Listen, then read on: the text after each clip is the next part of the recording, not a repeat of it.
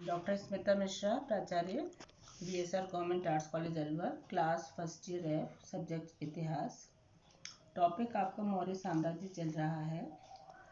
मौर्य साम्राज्य में हमने अशोक के बारे में पिछले अपने लेक्चर में बात की थी। आज मैं अशोक की कलिंग विजय, जो काफ़ी महत्वपूर्ण है, और अशोक के जीवन का एक डिमार्केशन है कि अशोक किस तरह से चेंज हुआ, उससे रिलेटेड है। और इसकी और भी उपयोगिताएं हैं, जैसे आर्थिक है और क्या क्या लाभ हुए और कैसे यहाँ से टर्न होती है मौर्य साम्राज्य की विजय नीति, इसके बारे में हम सब इसका डिस्कशन करेंगे। तो सबसे पहले मैं आपको पृष्ठभूमि बता रही हूँ। मेगास्थनीज के विवरण से हमें ज्ञात होता है कि कलिंग एक शक्तिशाली राज्य था।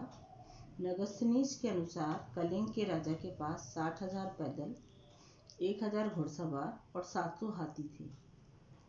दूसरी तरफ अशोक ने अपने शासनकाल के प्रारंभिक वर्षों में अपने पितामह चंद्रगुप्त मौर्य द्वारा प्रारंभ की गई साम्राज्यवादी एवं दिग्विजय नीति का ही अनुसरण किया।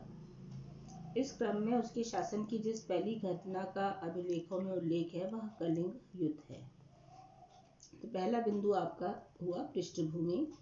अब दूसरा है इसमें कलिंग युद्ध के क्या मुख्य कारण थे। तो सबसे पहला कारण तो जैसा हम देखते आए हैं कि मौर्यों की साम्राज्यवादी अहंकार।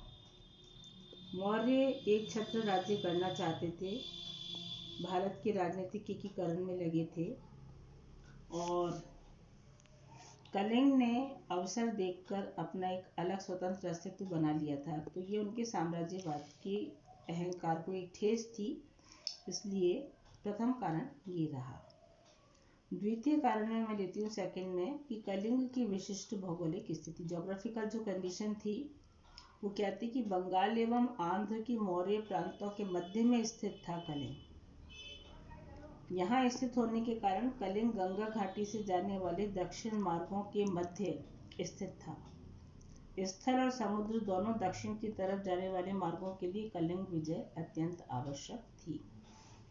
दक्षिण को जोड़ने के लिए स्थल को और समुद्र को ये कलिंग विजय आवश्यक थी। तीसरा आता है व्यापारिक लाभ की आकांक्षा, इच्छा।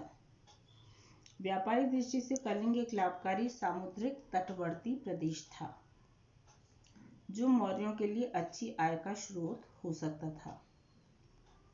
बॉगर्ड लेविन ने कलिंग के तटवर्ती प्रदेश होने से कलिंग युद्ध का प्रमुख कारण व्यापारिक महत्ता को माना है। तो एक सामुद्रिक तटवर्ती प्रदेश होने के कारण भी उन्हें व्यापारिक लाभ थे। चौथा कारण मैं यहाँ गिनाना चाहूँगी कि हस्ती सेना में अभिवृद्धि। हस्ती को समझते हो गया, हाथियों की सेना जो होती है उसे हस्ती सेना कहते हैं। तो कौटिल्य के अनुसार कलिंग अपने श्रेष्ठ हाथियों के लिए बड़ा प्रसिद्ध था और अपने सैन्य व्यवस्था में श्रेष्ठ हाथियों की मौर्यों को ज़रूरत थी, इसलिए वो कलिंग पर अपना राज्य स्थापित करना चाहते थे। तो हमने देखा कि क्यों युद्ध के कारण बने, क्या क्या युद्ध के कारण बने, क्या पृष्ठभूमि रही। अब आता है युद्ध। तो अशोक और कलिंग की सेनाओं में भीषण युद्ध हुआ, जिसमें बड़ा विस्तृत नरसंहार एवं रक्तपात हुआ। मैं अशोक के ही अभिलेख 13 को यहाँ पर उसका उल्लेख करूँ तो उसमें लिखा है कि 1.5 लाख लोगों को तो बंदी बना लिया गया, 1 लाख लोगों की हत्या कर दी गई और न जाने कितने लोग अन्य मारे गए। तो ये युद्ध बहुत ही भीषण नरसंहार वाला युद्ध था। तो इस युद्ध से अशोक के मन पर क्या प्रभाव पड़ा या इसके क्या परिणाम रहे कलिंग युद्ध के, या क्या इम्पोर्टेंस है हिस्ट्री में, इस पर हम आते हैं अपने लास्ट बिंदु पर। पहला जो महत्वपूर्ण इसका परिणाम निकला वो था कि मगध साम्राज्य का कलिंग हिस्सा बन गया। दूसरा, कलिंग को अशोक ने प्रशासनिक सुविधा की दृष्टि से 2 भागों में बांटा, एक उत्तरी केंद्र और दूसरा दक्षिणी केंद्र। और उसने यही नहीं, एक राजकुमार की भी प्रशासन संभालने के लिए वहां पर नियुक्ति कर दी। अब आता है परिणाम के बाद इम्पोर्टेंस या महत्व। तो कलिंग युद्ध ने भारतीय इतिहास को नया मोड़ दिया। अशोक को इस युद्ध के पश्चात गहन पश्चाताप हुआ। इस युद्ध के बाद उसने कभी युद्ध न करने का निर्णय लिया और यही हिदायत उसने अपने पुत्रों और प्रपौत्रों को भी दी। अगर मैं इन नटशेल कहना चाहूँ डॉक्टर हेमचंद्र राय चौधरी के शब्दों में, तो मगध तथा समस्त भारत के इतिहास में कलिंग विजय एक महत्वपूर्ण घटना थी।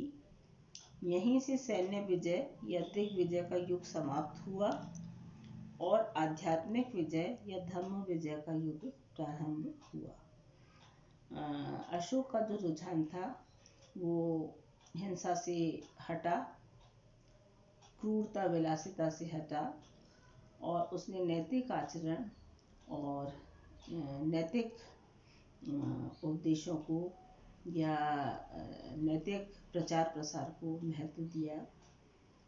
और इसी से जुड़ा हुआ एक बहुत महत्वपूर्ण प्रश्न है जो आपके एग्ज़ाम में भी आ जाता है कि अशोक का धर्म क्या था। क्या वो बौद्ध धर्म के प्रभाव में आ गया था या अशोक का धर्म एक बहुत ही इम्पोर्टेंट इतिहास में गुत्थी है जिस पर बहुत सारे इतिहासकारों ने काम किया है। समय आने पर हम आपको सभी बातें बताएंगे। अभी इतना ही। धन्यवाद विद्यार्थियों।